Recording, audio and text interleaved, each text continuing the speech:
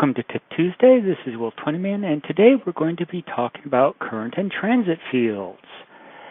So these are fields that we typically use for a few things, and you can see here I've got a equipment layout that shows most of them. The first thing they can be used for is making the state of the equipment visible to the user. So for example, here you can see my ship by date, my shipping date. So if I populate this date as today, you'll see the ship date populates to match the current event date. The second thing this can be used for is to pass information between events. And the third main reason we use these is to control print options. Now, along with that, we'll also be using the transit fields to handle things like keeping track of subflow data. So, for example, the vendor PO when we send equipment to the vendor, or extra information like an out-of-tolerance process that kind of floats across multiple tracking statuses.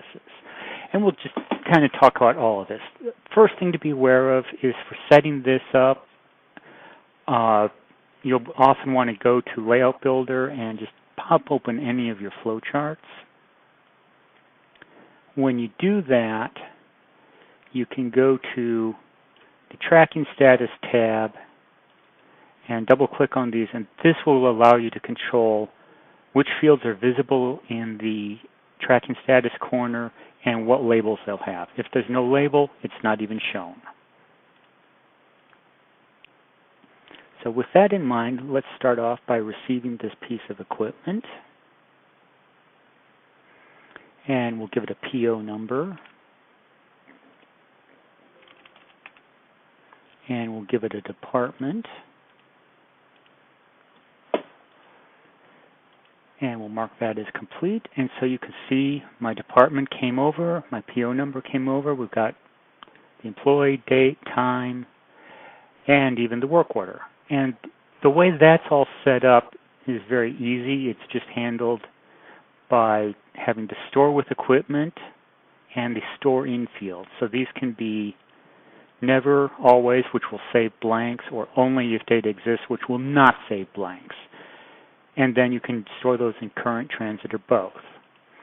And most of our behavior is going to be here. So for example, if I go to the send to vendor, which will run next,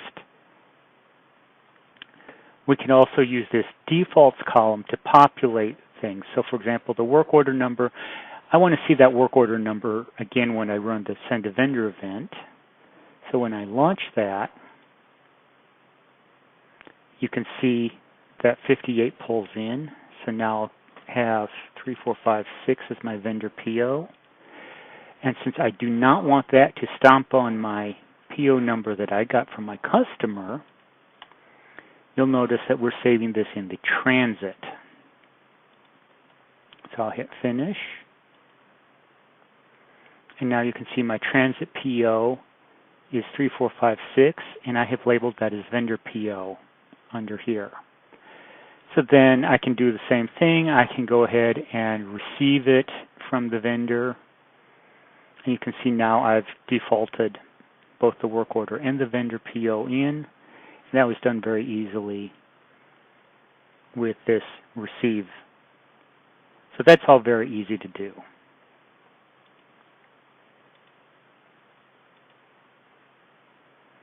Now you notice I didn't clear this out, but I've hidden it, and so typically that's not a big deal. Something else we could do is we could say, hey, ABC department can't actually calibrate this, so we're going to send it to a different department. So the from is going to be ABC, and then I'll send it to BCD.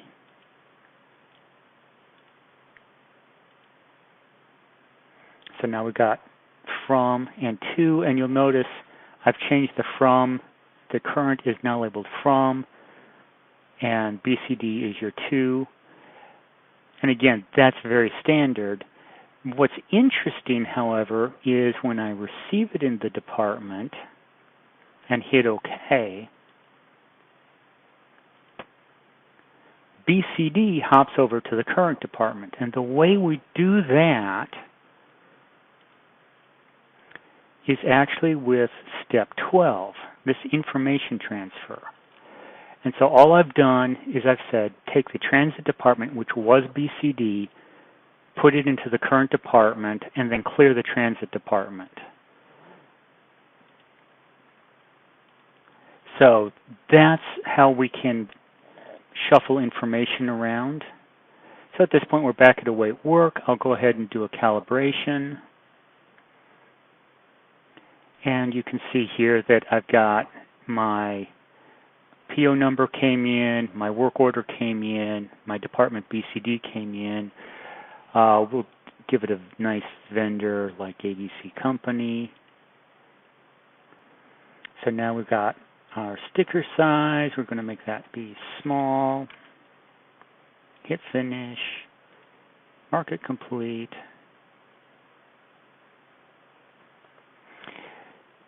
And so what this would typically do is then you'll see how here we've got this printing. So this is generating our certificate, and that would have generated this sticker. So you see where this says small. The reason we did that is so that I can go to my report rules, and on these equipment rules, I can't look at the event fields. All I can look at is the equipment rule. So anything choice like, what size sticker do I want, we have to use those current fields in order to handle that. Now, I might decide at this point that we've got an out of tolerance condition, so I could start an OOT. And so we'll just hit finish on this. And now I have OOT information in my transit fields. So here, I want these to stick around regardless, so that even if I return to customer, I can have these sticking around. Eventually, we process our out of tolerance. We close that out. We hit finish.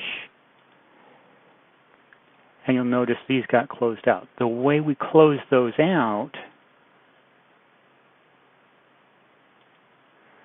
is in equipment updates. So here, we've got the closeout OOT, and all I do is just say set the event date, time, and perform by all to empty. And that clears things out so it's obvious that it's been done. So these are just a few of the ways that you can use the current and transit fields to process information, control visibility, and make sure that you're transferring information around. One other thing you will discover as you do this is you sometimes want to document what's going on. And so it's very likely that you'll end up with a text document kind of like this, where you start tracking it. It's like the closeout OOT event, it's going to clear out these fields. The received department is going to be pushing these fields around, defaulting in, not pushing it anywhere. Just having some kind of document so that you know what fields are being used for what and in what steps. I hope you found this useful. Have a good day.